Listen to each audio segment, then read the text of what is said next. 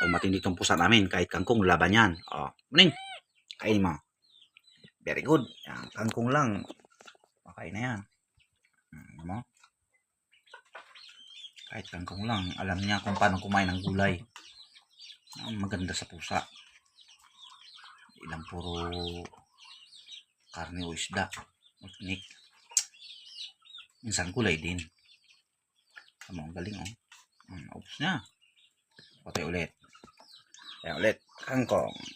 Maning, oh. Ulit. Sige, try mo. Galing.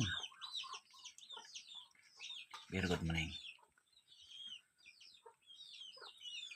Alam niya mahirap ang panahon ngayon.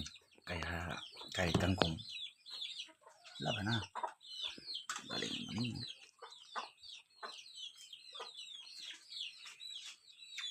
May ganyan ba kayong pusa? Naku. Pero dito si Muning. Mamang gabi na lang daw siya kakain ng karne. Pag nakaulit siya ng daga.